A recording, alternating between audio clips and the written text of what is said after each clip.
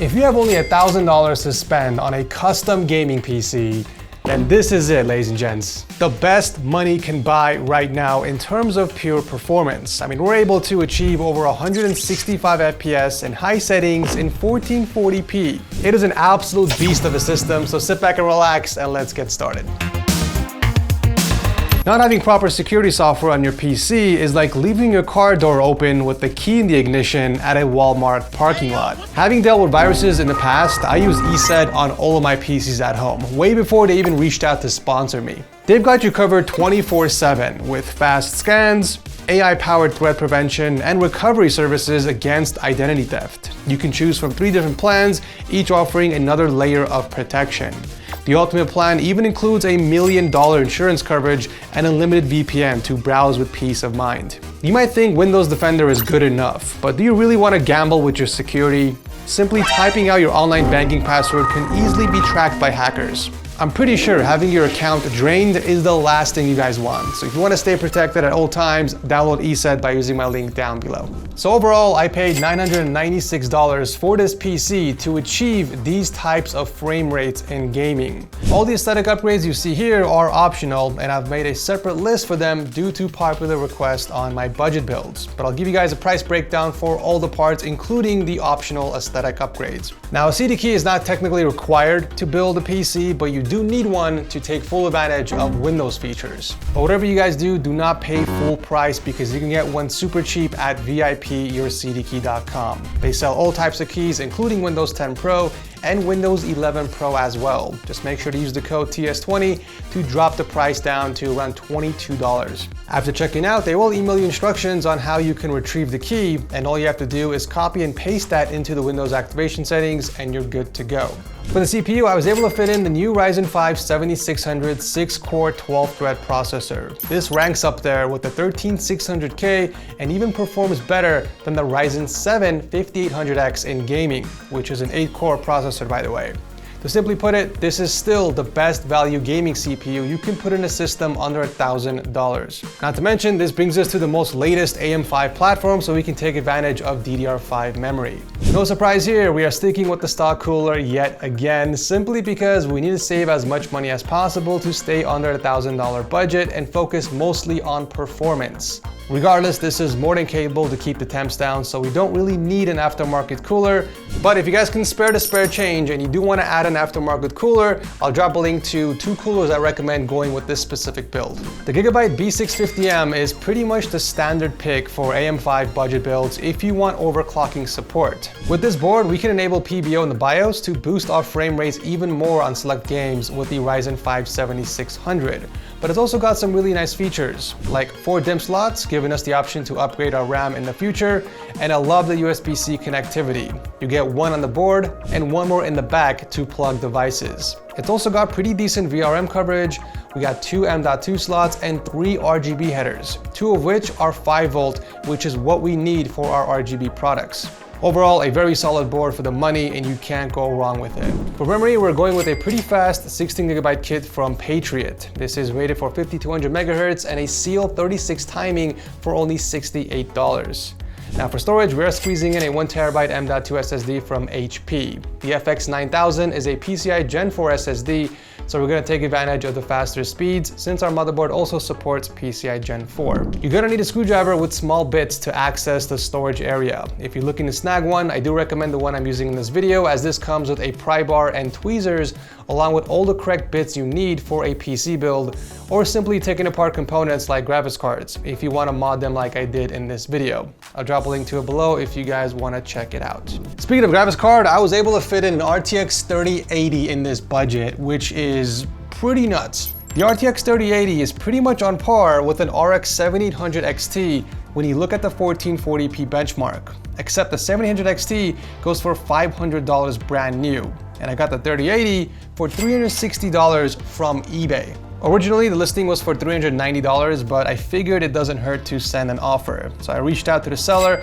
and offered $360, and within 30 minutes, he accepted my offer and shipped it out the next day. You know, it's not hard finding an RTX 3080. There's a ton of listings on eBay, even Facebook Marketplace that are selling it for less than $400. And if you're patient enough, you can find one for around $350 or even $360. Right now, this is hands down the best card to buy in a sub 1000 PC build, even if it means buying used. But then there are people out there like me who hate putting in used components in their system, which is completely fine. If you guys want to stick to new parts, your only two options are an RTX 4060 Ti or an RX 7700 XT for this budget, both of which perform significantly slower than the RTX 3080, so do keep that in mind. But if you had to pick between these two, I would pay a little bit more and go with the 7700 XT because it's faster than the 4060 Ti and has more VRAM. The case I'm going with this time is the new flagship case from Zalman. This is the P30 and it's an absolutely stunning micro ATX case that's got a solid build quality and two thick, clear side panels that are completely toolless. It's got a pretty nice, sleek, modern aesthetic to it with a power supply shroud on the bottom and plenty of storage options in the back, including 2 trays and 1 SSD tray on the side. Surprisingly, the case also has a USB-C port, which is the perfect pair for our motherboard since we have onboard USB-C support. I just don't like the location of the I/O. I would have preferred it in the front, but it's not really a big deal. For once, the freaking fan configuration is correct, you guys. The case comes equipped with 3 RGB fans, but the 2 side fans here have reversed blades, meaning they are set as intake. But I was able to fit in 3 additional RGB fans from Thermal Alright on the top. However, the case does support 3 more fans on the power supply shroud, but just be mindful with the thickness of the GPU to ensure there is enough space underneath. One of the things I really love about this case is the amount of rubber grommets that it comes with. Not only do you get 10 of them, but they are placed in the best locations to help with cable routing. You get 5 on the top of the power supply shroud, making it easy to line up the cables from your GPU's PCI connectors. You also get 2 more on the side for the 24-pin cables and whatnot, and 3 more on the top. The best part is you don't even need any additional fan splitters because the case comes with a triple fan splitter, which you can use to daisy chain all 3 of the pre-installed fans. And the 3 extra fans we installed can also be daisy chained together and plugged into just 1 fan header on the motherboard. So all in all, you just need 2 fan headers on the motherboard plus the CPU fan header, which this motherboard does have. Same with the RGB fans. Both sets of fans can be daisy chained via the 5-volt 3-pin cable and plugged directly into one of the 5-volt headers on the motherboard. Also, all of these fans play nicely with the Gigabyte RGB Fusion software, meaning you can control the lights and match them all together. But you also have control over the fan speed, which isn't something you normally get with budget fans. Powering the entire system is a 750 watt power supply from Corsair, which is also 80+ bronze certified. And altogether, I paid $990.82 without the optional aesthetic upgrades. And if you're looking to build this exact same PC, or any PC really, feel free to check out my detailed build guide, which I'll drop a link to below. Okay, now for the optional upgrades. Painting your PC parts is probably the easiest and cheapest way to transform the look of your system. All you need is just 1 can of paint. The one I'm using is the Rust-Oleum Paint and Primer in semi-gloss. I took apart the components I wanted to paint, like the CPU shroud and the GPU, and then I wiped them down with a clean microfiber cloth before taking it outside and hitting it with 3 coats of paint, with 3 minutes in between each coat. After waiting 1 full day for the parts to dry, I brought them back inside and reassembled them. Power supply extension cables are also another fairly cheap way to spice up your system. I finally ditched the ABN01 cables and I moved on over to the Asia Horse because these are their new and updated cables with premium cable combs, and they come with an extra 8-pin EPS cable, which comes in handy, especially if you upgrade your system later down the line. And with that said, let's take this out for a test drive.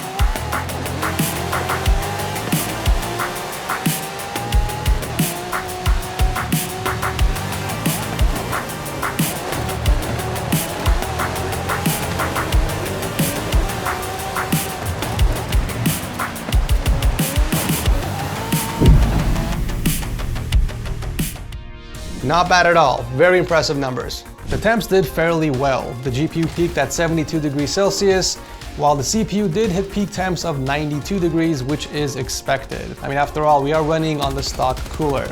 With the 3 extra fans exhausting the hot air out, the case maintained very good airflow inside while remaining very silent during full load.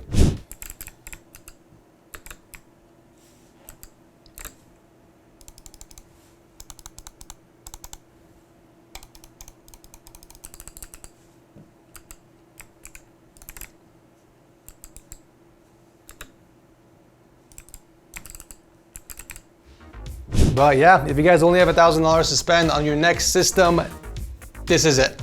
You can't get any better than this for that price point. Even if you guys don't like the white aesthetic, you can go with the black case and just go with all black components. You can also avoid painting any parts as well, so you can save money there. Either way, I'll drop a link to everything I talked about down below. If you guys enjoyed the video, feel free to toss a like and subscribe for more awesome PC builds coming your way. Thanks so much for watching, and I'll see you very soon in the next one.